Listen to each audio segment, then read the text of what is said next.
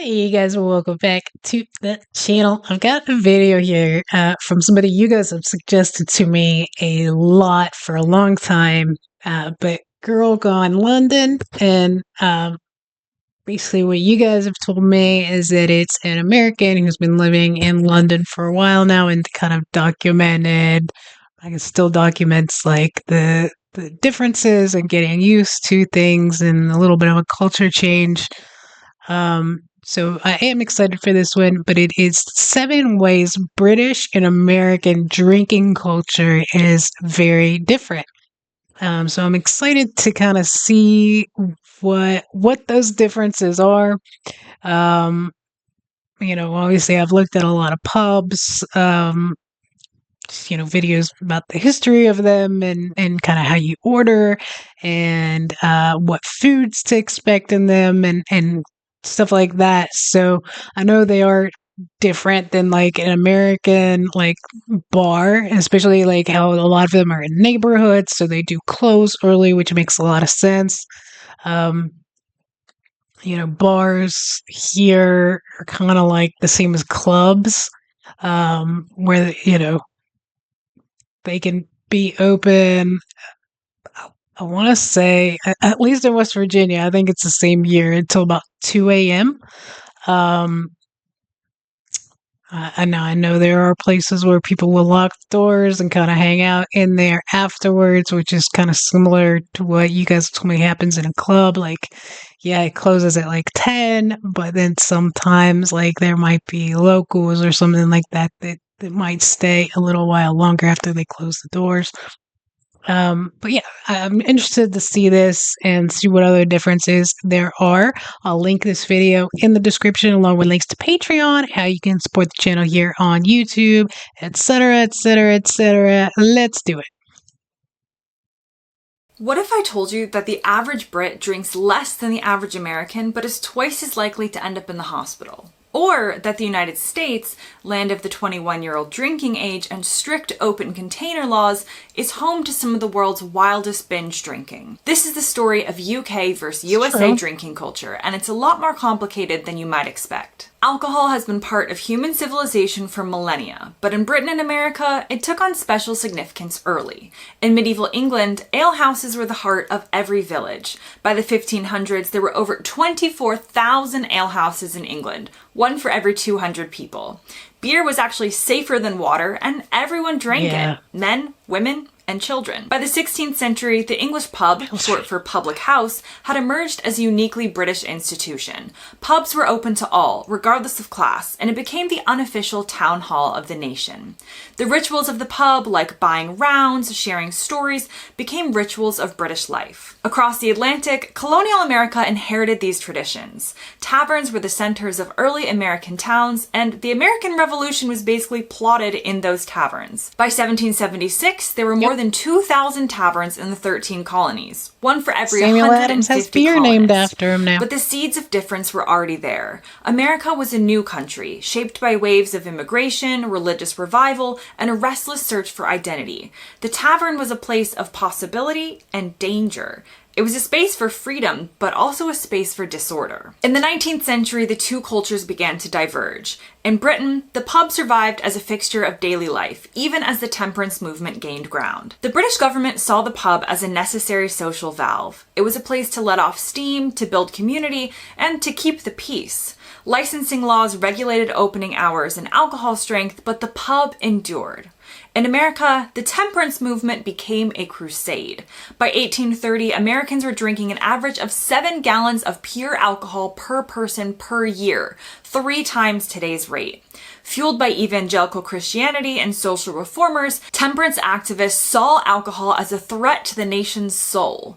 By 1919, their movement had become powerful enough to pass prohibition, the 18th Amendment, which banned the manufacture, sale, and transport of alcohol nationwide. Prohibition changed everything in America. It drove drinking underground, gave rise to speakeasies and organized crime, and turned alcohol into a symbol of rebellion. When Prohibition was repealed in 1933, Fun fact. If you know anything about West Virginia, where I'm from, where my family's from, moonshine. moonshine is big. Even to this day, like moonshine is very much happening and going on. There are shows about it, but uh, my dad's side of the family, his dad's mother, my great grandmother, was a moonshiner, and she was very good at it, and she like was running it, and she actually lived around the corner from my grandmother, and her son, um, until she passed away. She passed before I was ever born. Um, but she was a hardcore moonshiner, and she was very good at it, and she made a ton of money. And she had people on the payroll that were police officers, so they would try to raid her, and she would get a call from one of her sources, and so she never got caught. She was always able to get away from it and get it out before they would do raids. And actually, all of the money, that side of my family at one time had a lot of money, and that's what they would do. They would take that money and reinvest it into real estate, kind of like still happens with mafia and stuff like that today. Um, that's what you would do with it. You take the money and you buy real estate. So they had all kinds of, they had bars, there were car lots, apartment buildings, um, whatever, and just kept going past on. Now, my grandfather, as far as I know, like he died right after I was born. Not the nicest man in the world, although I guess he had his moments. He, to my knowledge, passed. Once they had some of these legitimate businesses, I don't think that he was involved in. I'm sure he was when he was young with her. Um, but yeah, and actually now I'm thinking about it, like there's another kid of his that came out of the woodwork. It was like my dad. I don't even think he realized what he was doing. He did like an ancestry thing. I think his girlfriend actually had him do it, and I don't think he realized what exactly it was at the time. But we ended up finding an illegitimate um, sibling of his, and she kind of a crazy MAGA Florida Trumper nut, to be honest with you. But she was telling me that like her mom had, if I remember right, had been an alcoholic, and I just wonder now if it was kind of intertwined with all of that mess. Just thinking about that right now. Um, but yeah, you make some money off of alcohol, especially when it was banned. I mean, that's how Al Capone. What propelled Al Capone, and then became his downfall. But they made some money. Faux show. These ideas remained. America's relationship with alcohol would always be shaped by suspicion, regulation, and a sense of moral ambiguity. Britain, by contrast, never fully embraced temperance. Wartime restrictions did shorten pub hours and watered down beer, but the pub remained. What's interesting is that that side of my family really didn't drink. My grandmother never drank. I think she drank once while she was on vacation, and they like teased her about it. I don't remember my aunts drinking. I think they were kind of aggressive enough without it. And then my dad drank, like if we were on vacation or something like that. But he never, like, I never really saw my dad drunk or anything like that. He held it well if he was. A place of community and continuity. The British government saw the dangers of alcohol, but also its social value. The difference between British and American drinking culture is nowhere clearer than in the spaces where people drink. The British pub is like a public living room. There are over 47,000 pubs in the UK today, though this is down from 60,000 in the 1980s. Each year, about 1,000 more close their doors. The pub is intergenerational. Children are welcome until a certain hour, and the regulars span every age. The landlord or landlady can be a community figure, part host, part referee, part therapist. And pubs are deeply local. Some are centuries old with names and signs that recall battles, kings, or local legends.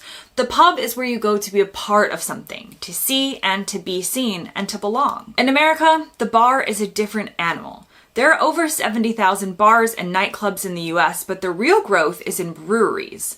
The bar is often more transactional and more individualistic. You order at the bar, you tip the bartender, you might sit alone or with a few friends. The focus is often on the drink itself, craft beer, bourbon, or cocktails, rather than the space and community it provides. American bars are also shaped by geography and mobility. The car, the highway, the vastness of the country means that drinking is often private or semi-private rather than public. The red Solo cup is a symbol of this. It's portable, disposable, and anonymous. The tailgate, the backyard barbecue, the college party, these are where Americans drink. And perhaps the starkest... I don't know if it's a strictly private thing. I mean, I don't drink a lot these days at all. There's been various times in my life where I did, especially when I was young, growing up in West Virginia. So it's funny, West Virginia, there's a stretch of road, and I don't know if it still holds the record, but it's like, it was in the Guinness Book of World Records for the most churches and bars in like a certain mile stretch. So I remember going to bars before I even graduated high school and getting served and stuff, and 21, whatever. If you're a girl, you go to a bar, they're not, 9 times out of 10, they're not going to hassle you about an ID. I did have a fake ID later, but I don't remember using it super, super often, unless I was going like to a club where you had to go past like a bouncer, security, or something to get in. And I'm trying to think, like, I used to hang out in a lot of bars, especially when I was 18, 19, 20. I moved away from there when I was 20, but I spent a lot of time, more time in bars before I was 21, certainly than after. And I think it is social. Like, we had friends that we'd get a couple tables pushed together. They'd be tattoo artists and piercing people, and we'd go in, get drinks, listen to music, have the jukebox going. One of the places we used to go to a lot, they had pool tables. There was like a open backyard, darts, all kinds of stuff. And that's where we spent a lot of times, called Remedies at the time. I think it still exists as something else now. I think they still do pool and stuff. But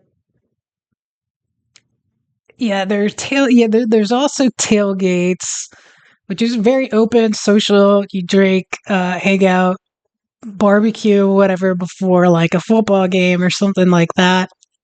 Usually in the vicinity around it, the parking lot.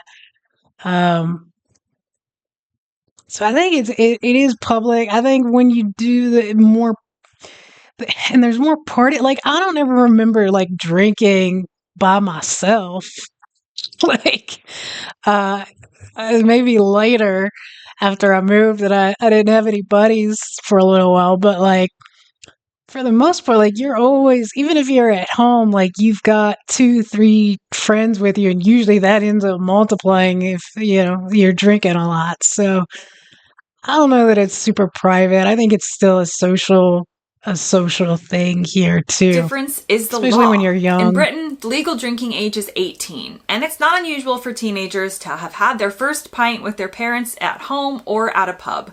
Alcohol is sold in supermarkets, corner shops, and petrol stations very easily. Pubs close around 11 p.m., though this has relaxed in recent years, and there are few restrictions on where you can drink. Open container laws are rare, and drinking in public is generally accepted. In America, the legal drinking age is 21, the highest in the developed world. This is a legacy of the 1984 National Minimum Drinking Age Act, which tied federal highway funds to states raising the age to 21. The result is a culture of strict ID checks, fake IDs, and a thriving underground drinking scene among teenagers and college students. Open container laws prohibit drinking in public spaces in most cities, and alcohol is often sold only in licensed stores and in some states, not on Sundays. These laws shape attitudes. In Britain, drinking is normalized, integrated into daily life. In America, drinking is often seen as a rite of passage, a forbidden fruit, and something that has to be done in secret. This creates a paradox. American teenagers drink less often than their British counterparts, but when they do, they're more likely to binge. Binge drinking is a term that means different things in different places. In the UK, it's often associated with things like hen parties or lads' night out. In the US, binge drinking is most closely associated with college life, fraternity parties, and spring break. According to the CDC, 1 in 6 American adults binge drinks about 4 times a month, consuming an average of 7 drinks per binge. Among college students, 33% report binge drinking in the past month. Binge drinking accounts for more than half of the 95,000 alcohol-related deaths in the US each year. In the United Kingdom, among 16 to 24-year-olds, 38% of men and 27% of women binge drink at least once a week. Hospital admissions for alcohol-specific conditions in England reached 358,000 in 2022, a 19% increase over the previous decade. In Britain, binge drinking is often a public social activity. Nights out in city centers, especially on weekends, are marked by groups moving from pub to pub, drinking quickly and often ending the night with a takeaway meal. The lad culture of the 1990s and 2000s, immortalized in TV shows like Men Behaving Badly, celebrated heavy drinking as a form of bonding and rebellion. In America, binge drinking again is more likely to be private or semi-private. College parties, tailgates, house parties. It's the fraternity party, the spring break trip, the 21st birthday. These are American rites of passage, often marked by excess drinking. And what's the cost? In the United States, binge drinking costs the US economy $249 billion per year in lost productivity, healthcare, and criminal justice costs. Wow. Nearly 1 in 4 adults admit to driving after drinking too much at least once in the past year. In the United Kingdom, alcohol is responsible for Yeah, that's another thing is where everything here is not walkable. Like unless you live in a city that like you're literally like in one of the skyscrapers or something. You have to drive or Uber or take a cab or something, maybe have a designated driver. I'll be the first to admit when I was young, I was guilty of drinking and driving. My, I mean, my son is 10 years old and I've already had conversations with him that's like, and his dad and I are on the same page. It's like, if you are at a party, one, if you're at a party and you feel uncomfortable and you're feeling pressured and you don't want to do something, like text, we will come up with a code. You text me that and I'll call you and act like a crazy mom telling you to come home and you can absolutely blame it on me. But I will, I've already said like me or your dad, either one will come pick you up. I don't care what time of night it is. I don't care what condition you are in. I won't ask you any questions, but like don't drive drunk. Don't get in the car with somebody that's impaired. My mom moved to North Carolina right after I graduated high school. And I lived literally like a block away from my dad and my aunt, a couple blocks away from my grandmother. But I was not close to my dad. My parents divorced when I was 3. Or 5. They separated when I was 3. They divorced when I was 5. And he just wasn't present. I don't think he knew how to deal with a kid. Came more back around when I was older. I mean, he was there, but like we just weren't close. I didn't never like spend weekends at his house or anything. If I ended up somehow hanging out with him, if we went fishing or something like that, like I always called my mom to come pick me up. I didn't want to stay. I just wasn't familiar or comfortable. Um, and I'm definitely a mama's girl. So I didn't have that relationship with him that I felt like, and it probably would have been absolutely fine knowing him, later. Uh, I don't think he would have asked me too many questions. He probably would have laughed and joked about it. But like, I didn't have a relationship. I felt like where I could have called him and said, "Hey, can you come get me or whatever." But my thing too is my best one of my best friends that I hung out with a lot back and towards the end of high school and after high school. Her dad was an alcoholic. Her brother was an alcoholic, and to be honest with you, I think she was an alcoholic. I think she's kind of dealt with that since then. I don't know that she still drinks. I would guess she does more socially, probably less than she used to. But like she was one of those people, and I adore her. Still talk to her, still love her. But like she would get other people around her to drink, and she would pressure you hardcore to do it, because I was somebody who could, if I drank, like I was going to be sick as a dog, and I still would do it because like I was very shy, very socially awkward, and it just kind of mellowed that out. And I think that's what a lot of young people drink for, either because of pressure or just because of anxiety, and it chills you out a little bit. It makes you more social. For 7,500 deaths per year in England alone. The NHS spends £3.5 billion annually treating alcohol-related harm. British police report that 40% of violent crimes are alcohol-related, but the response is different. In Britain, public health campaigns focus on moderation, on changing social norms, on promoting alternatives like dry January. In America, the response is more likely to be legal, stricter enforcement, zero-tolerance policies, and a focus on individual responsibility. Now let's talk about the rituals surrounding drinking, because British drinking culture is built on the ritual of the round. One person buys drinks for the group, and the responsibility rotates. This creates a sense of obligation, of belonging, and of mutual care. It also means that drinking is social, more paced, and communal. The pub quiz, the darts match, the sing-along, these are rituals that bind people together when they drink. In America, the ritual is happy hour. Discounted drinks after work, a chance to unwind, to network, to escape the grind. The focus is on the individual. What you order, how much you tip, how you manage your own consumption, it's all up to you. American bars are more likely to have TVs, loud music, and a faster pace. And moderation also means different things. In Britain, moderate drinking might mean several pints over an evening, spread out with conversation and food. In America, moderation is often measured in units, in abstinence days, in self-control. The legacy of temperance lingers in the language. Responsible drinking, alcohol-free. Now, drinking in Britain has historically been male-dominated, but this has changed. Women now make up nearly half of pub goers, and the rise of the gastropub has made pubs more family-friendly than ever.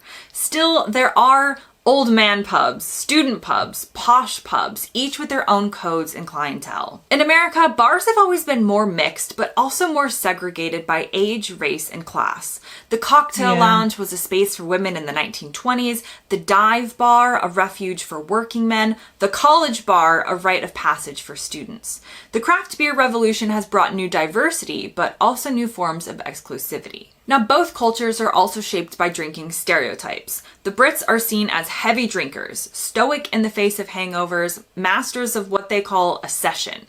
The American is the frat boy with a keg, the cowboy with his whiskey, or the suburban dad with a six-pack. But the reality is more complex. British drinking is actually declining. Per capita alcohol consumption has fallen by 16% since the early 2000s. Young people are actually drinking less, and dry January is now a national phenomenon.